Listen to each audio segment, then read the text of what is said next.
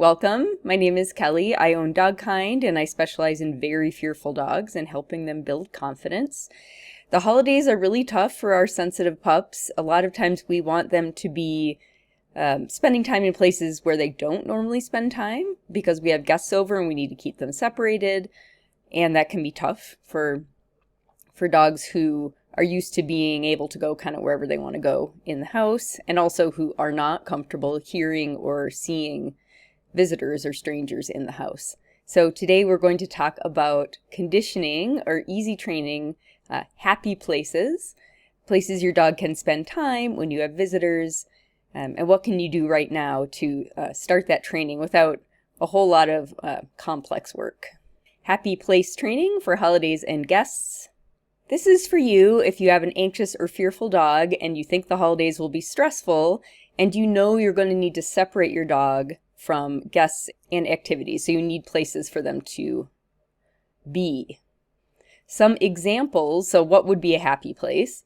There are lots of potential examples. It has to be somewhere your dog will already willingly go, ideally, especially at this late date if you're planning for, say, Christmas or something else in December.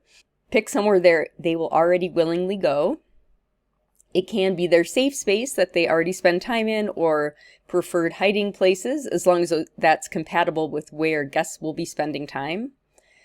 Often I'll use things like crates or mats or pens, sometimes a spare bedroom or your bedroom or a laundry room or even the yard for some dogs can be a quote-unquote happy place where your dog can spend time rather than being right up close and personal with your guests. And what is this easy game we can play? Pick your locations. A lot of times you will have more than one for your fearful dog, more than one place you would like them to spend time or that would work for them to spend time in when you have guests.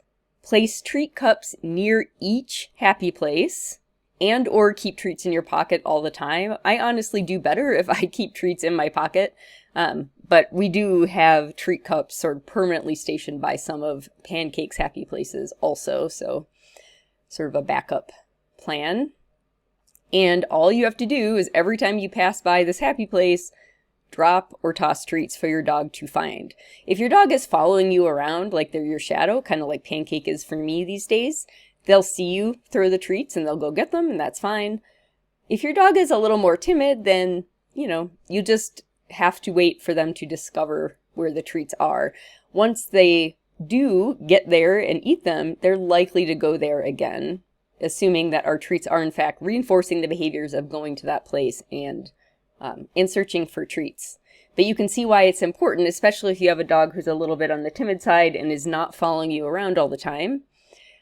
For it to be a location your dog will go anyway, otherwise they won't be able to discover the treats, which we hope, again, are reinforcers for behaviors of entering that area and sniffing around for treats. Now, what can you put in these happy places to entertain your dog?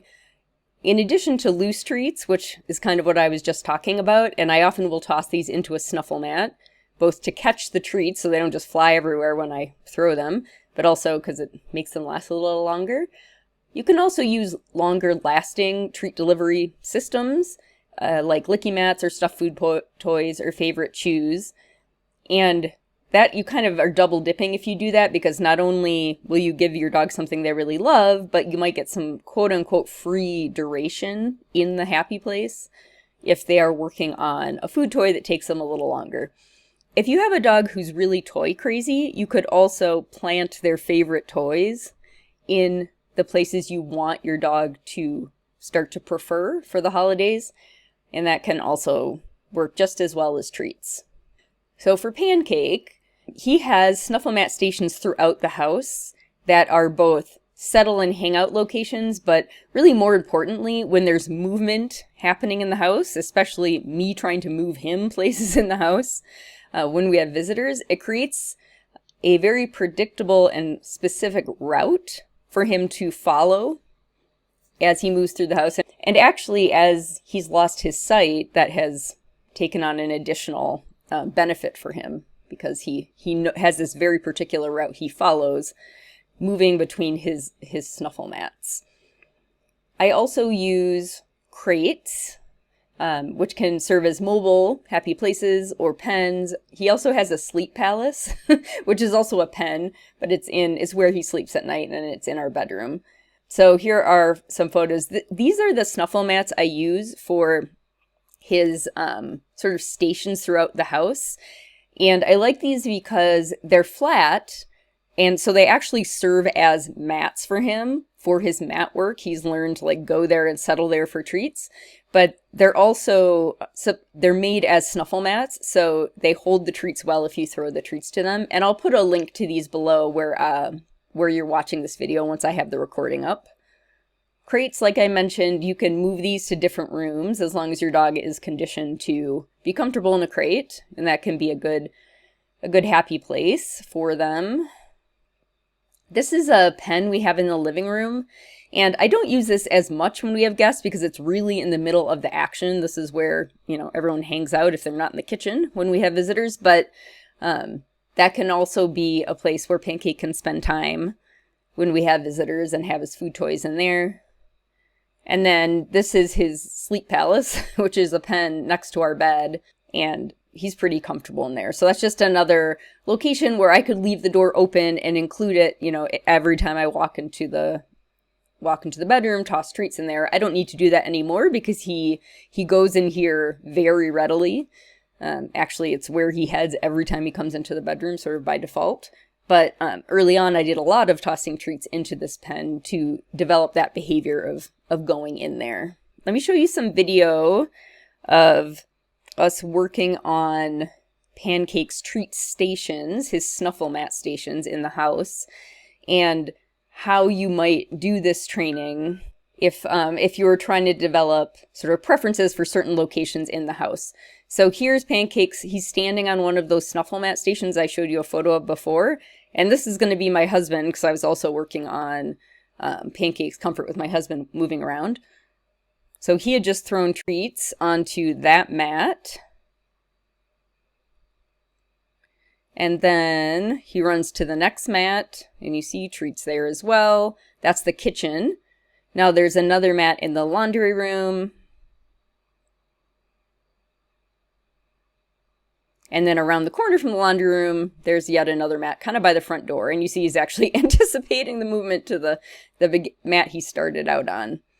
So that little exercise is more of a, you know, go here as we move through the house for treats.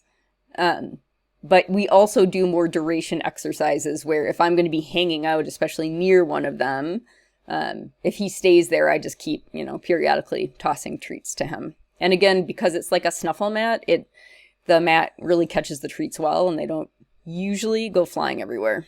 So your action steps to start this game, if you would like to develop those happy places for your dog and start doing this just super easy training game, is to pick which locations you want your dog to enjoy being during the holidays. Repeatedly plant or toss treats or toys, like ideally every time you go past them. You want to be as consistent as possible, especially because you want to get in a lot of repetitions before the holiday. And just repeat, repeat, repeat. You want this to be a real predictable pattern for your dog, something that they enjoy doing, and they will just start, you know, checking those locations and spending time in them because that's where good stuff happens. If you don't already have your Zen Zone guide, which is all about creating a kind of a safe haven or a safe space in your home for your dog. And we did create it particularly for use when you have visitors. Go to dogkindtraining.com/zenzone, and it's a free PDF. And then within the PDF, there are links to videos that demo a lot of the details that are explained in the PDF. I hope this helps. And next week, we will be talking about adding separation from you into your holiday relevant training games.